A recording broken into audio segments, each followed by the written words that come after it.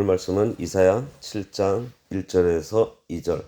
우시야의 손자요 요담의 아들인 유다의 아하스 왕 때에 아람의 르신 왕과 르말리아의 아들 이스라엘의 베가 왕이 올라와서 예루살렘을 쳤으나 능히 이기지 못하니라. 어떤 사람이 다윗의 집에 알려 이르되 아람이 에브라임과 동맹하였다 하였으므로 왕의 마음과 그의 백성의 마음이 숲이 바람에 흔들림같이 흔들렸더라. 오늘 말씀의 제목은 왕과 백성의 마음이 두려워 흔들림입니다. 6장에서 살펴본 대로 이사야 선지자가 우시야 왕 때에 하나님의 소명을 받아서 하나님 앞에서 사명을 감당하게 되었다고 했어요. 이사야가 소명 받을 때 하나님은 거룩하다는 말씀을 먼저 들었습니다. 그렇다면 하나님 앞에 설 자도 거룩해야 되겠는데 자신을 돌아보니 자신은 거룩하지 못했던 거예요. 그래서 이사야는 나는 부정한 사람으로서 부정한 입술을 가진 자요, 부정한 백성 중에 거하는 자라고 탄식을 합니다. 이사야는 감히 하나님 앞에 설 수도 없는 자이고 더욱이 하나님의 일을 할 수 없는 자라는 사실을 알고 그것을 고백했을 때 하나님께서는 네가 너 자신을 발견해서 너희의 죄인됨을 알았으니 이제는 내 능력도 알아라.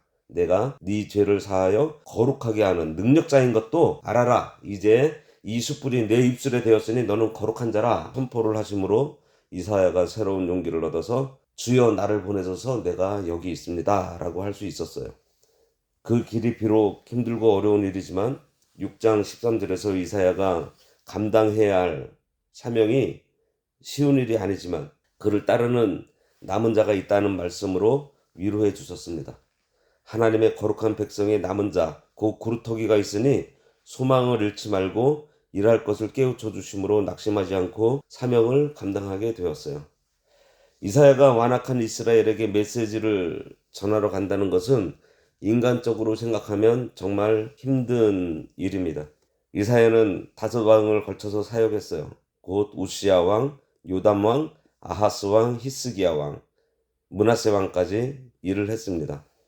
우시야 왕 말년에 부름을 받았는데 우시야 왕은 그런대로 좋은 왕이었어요. 마지막에 가서 교만하여 하나님의 징계로 나병으로 말년을 살다가 갔습니다. 그가 나병으로 별궁에 거할 때에 그의 아들 요담이 대신 다스렸어요. 우시야 왕이 살았을 때 그의 아들 요담이 섭정을 하다가 우시야가 죽고 요담이 단독으로 다스린 것은 겨우 2년밖에 안 됩니다. 그 다음 이어서 나오는 아하스는 형편없는 왕이었어요. 그런데 그의 아들 히스기야는 훌륭했습니다. 그러니 이사야가 사역할 때 얼마나 많은 변화를 겪었는지 우리가 짐작할 수 있습니다. 1절에 우시야의 손자여 요담의 아들인 유다의 아하스 왕 때에 아람의 르신 왕과 르말리아의 아들 이스라엘의 베가 왕이 올라와서 예루살렘을 쳤으나 능히 이기지 못하니라. 7장은 북이스라엘과 아람, 즉 스리아 연합군의 2차 침입이라는 역사적 상황과 관련해서 남유다와 아하스 왕에게 나타난 하나님의 보호하심에 관해서 기록하고 있습니다. 이때는 아하스가 그의 아버지 요담과 함께 섭정하던 때인 주전 734년경으로 추측되고 있고요. 아하스가 단독으로 통치한 것은 16년간입니다. 이 전쟁에서 아하스 왕은 오직 하나님만을 의지하라는 이사야 선지자의 권면을 듣지 않고 아수르의 힘을 빌려 승리했고 후에 아수르군이 다메섹을 점령했을 때 다메섹에 있는 우상의 단의 구조와 제도들을 예루살렘에 도입해서 남유다의 우상 숭배를 가속화시키는 등의 범죄를 행하게 됩니다. 아하스 왕 때에 이사야가 하나님의 말씀을 전했는데 이때가 대단히 어려운 때라는 것을 알 수 있어요. 그러니까 이때 이사야가 전하는 내용은 아무리 어렵더라도 아무리 죄가 많더라도 문제가 클지라도 이방 민족 의지하지 말고 나만 의지하고 나에게 돌아오라는 하나님의 권고예요.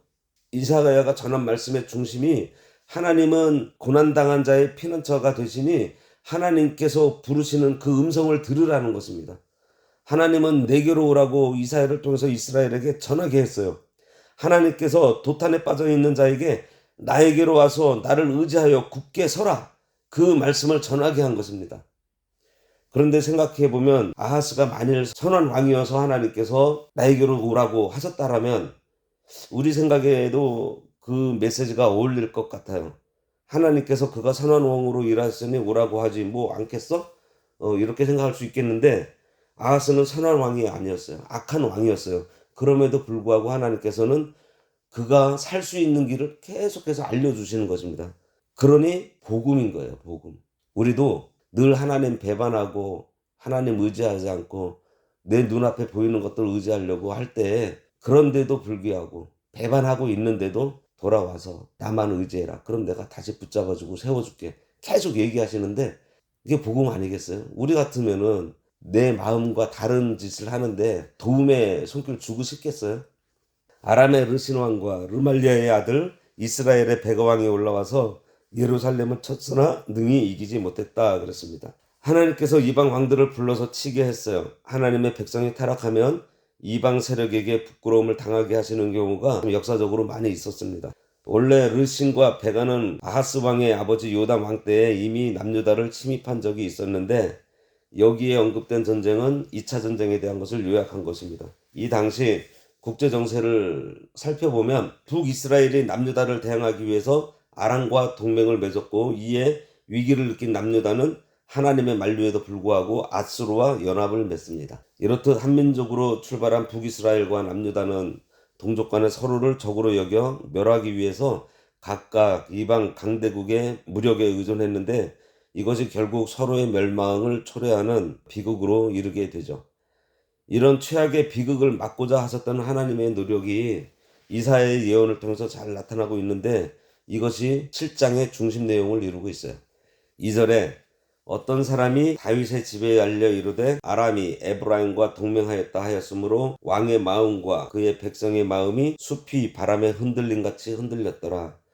여기서 이사야가 굳이 다윗의 집을 언급하고 있는 것은 남유다에 닥친 재난이 하나님과 다윗 사이에 맺은 다윗 언약을 그들이 파기한 결과라는 것을 암시해주고 있어요. 유다가 이스라엘과 단독으로 싸워도 참 감당하기가 힘든데 이스라엘이 강한 아람과 동맹하여 유다를 치려고 한 것입니다. 그런데 보면은 북이스라엘과 아람은 원래 적대적 관계였어요. 그런데 강대국 아수르의 위협을 공동으로 대처하기 위해서 서로 동맹을 맺게 되었습니다. 여기에 동맹하다라는 이 말은 한 장소에 함께 집결해 있다라는 뜻으로 이미 아람 군대가 남유다를 치기 위해 에브라임 군대와 함께 한 곳에 집결하여 있다라는 거예요. 바로 닥칠 전쟁을 생각하니 유다 왕과 백성들의 마음이 심히 두려워 숲이 바람에 흔들림같이 흔들렸다 그랬습니다. 북쪽의 대표 지파가 에브라임 지파이기 때문에 북쪽을 말할 때 흔히 에브라임이라고 불렀습니다. 에브라임, 북이스라엘과 아람이 동맹하여 쳐들어온다는 소문을 들은 남쪽 사람들의 마음이 왕이나 백성 할 것 없이 사시나무 떨듯이 떨었던 거예요. 그러니 이들로서는 도저히 이길 수 없다는 생각을 하고 있는 것입니다. 전에 한번 이들 연합군과 맞서 싸워 간신히 물리치긴 했지만 연이은 그들의 공격에는 더 이상 대항할 힘이 없었기 때문에 더욱더 두려움이 컸을 것입니다. 아하스 왕과 남유다 백성들의 두려움은 사실 그들이 생각하기에 이 전쟁에서 승리가 절대 불가능한 것이라고 스스로 표현한 것으로서 그들의 불신앙을 보여주고 있습니다. 만약 그들이 자기 백성을 끝까지 지키시는 하나님을 신뢰했더라면 그러한 상황에서 단순히 두려워 떨고만 있지 않고 간절히 하나님께 매달렸을 것입니다. 그러나 그들은 하나님의 손길을 바라지도 의뢰하지도 않으므로 극심한 공포에 떨 수밖에 없었던 거예요. 우리도 불신앙으로 우리들이 직면하는 환난과 고난을 두려워하고만 있지 않은지 돌아봐야 합니다. 성도에게 이러한 어려움이 언제든지 찾아올 수 있어요. 같은 민족처럼 가족에게, 친구에게서, 동료에게서 미움을 사고 그들이 핍박하기를 세상의 유력한 세력과 연합해서 핍박할 수 있습니다. 하지만 그러할 때 우리 아버지 하나님께 모든 것 맡기고 의지하면서 하나님께서 반드시 지혜를 주시고 승리할 수 있는 길을 알려주세요. 그러니 성도는 대적이 몰려올 때 그들이 연합하여 온다고 해서 아수르 같은 세상 세력 찾지 말고 또 유다의 왕과 백성들처럼 사시나무 떨듯 흔들리지 말고 모든 것 하나님께 맡기고 그 일을 통해 하시고자 하시는 하나님의 뜻이 무엇인지 기대하면서 지금 나에게 맡겨진 일에 충성하다 보면 몰려오던 대적들을 하나님께서 다 물리쳐 주십니다. 이게 중요해요. 하나님께서 원하시는 거는 그 일들은 내가 할 테니까 너희는 나만 의지하고 내가 너희들에게 맡겨준 일 있잖아. 그거 열심히 해. 그럼 너희들이 그 일 충성하다 보면은 나머지 일들은 내가 알아서 해줄게. 지금 그 얘기를 하고 있는 거예요. 그 얘기를 내일 아하스에게 말씀을 해주십니다. 기도하겠습니다. 하나님 아버지, 세상은 가까운 민족과 서로 연합하여 우리를 치려고 하지만 하나님께서 저희들을 붙들어 주시는 것을 믿음으로 우리가 잘 이겨나갈 수 있도록 하여 주시옵소서. 하지만 바로 눈앞에 펼쳐지는 상황들이 너무나 크고 위급하여 저희들이 잘못 생각하여 세상 세력을 의지할 수 있사오나 하나님 아버지, 그럴 때일수록 이 말씀 생각하면서 더욱더 하나님 붙잡고 붙들게 하여 주시고 하나님께서 저희들에게 맡겨주신 아주 작은 일에도 충성하는 저희들 되게 하여 주셔서 모든 큰 일은 하나님께서 다 이기게 하시고 싸워주시고 승리하게 해주실 것을 믿음으로 이 세상 살아갈 수 있도록 도와주시기를 원합니다. 저희들 너무 연약하고 눈앞에 있는 것으로 사시나무 떨듯 두려워할 수 있겠으나 우리 만군의 주 여호와 하나님을 믿는 믿음을 더욱더 굳세게 하여 주셔서 흔들림 없는 신앙생활 할 수 있도록 붙들어 주시옵소서. 예수님의 이름으로 기도드리옵나이다. 하늘에 계신 우리 아버지여, 이름이 거룩히 여김을 받으시오며 나라가 임하시오며 뜻이 하늘에서 이루어진 것 같이 땅에서도 이루어지이다. 오늘날 우리에게 일용할 양식을 주옵시고 우리가 우리에게 죄 지은 자를 사하여 준 것 같이 우리 죄를 사하여 주옵시고 우리를 시험에 들게 하지 마옵시고 다만 악에서 구하옵소서. 대개 나라와 권세와 영광이 아버지께 영원히 있사옵나이다. 아멘.